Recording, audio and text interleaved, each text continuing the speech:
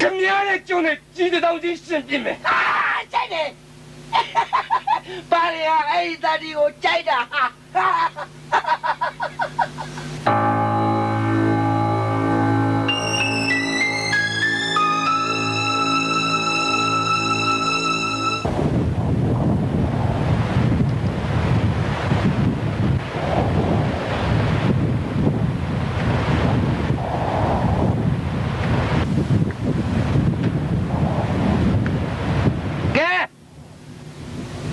အစင်းလေးပြပြီလားရှာလိုက်ခင်ဗျားအစင်းလေးပြတောက်လက်အစင်းလေးမယ်မောင်1 2 3မင်းဘေးရရှိပေးဖြည်းဖြည်းကြီးတော့သူချိန်ရတာပေါ့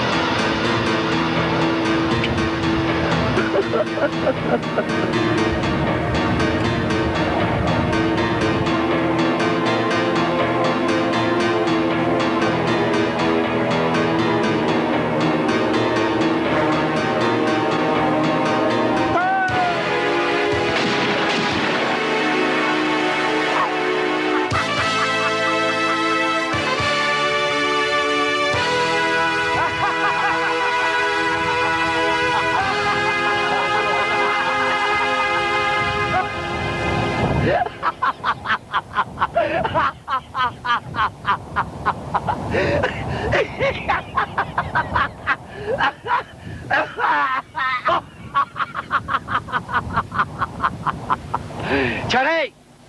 မင်းလိုကလေးတယောက်ကိုအနိုင်ကျင့်လောက်ငါအောက်တမ်းမကြသေးဘူးကွာခင်မင်းပြန်တော့ဟုတ်ပလား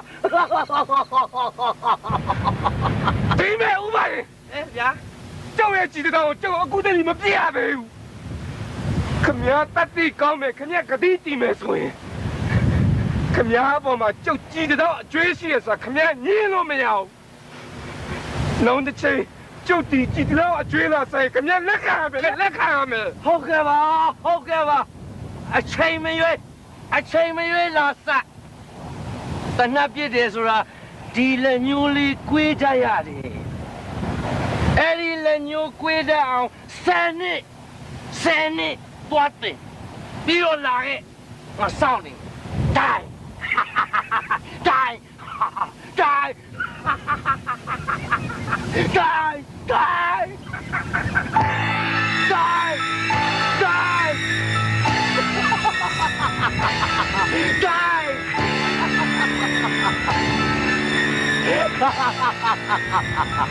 thế nàoပြောပြီးတော့ငါစီကိုလမ်းပြောင်းလာခဲ့အောင်တော့ငါစောင့်နေမှာ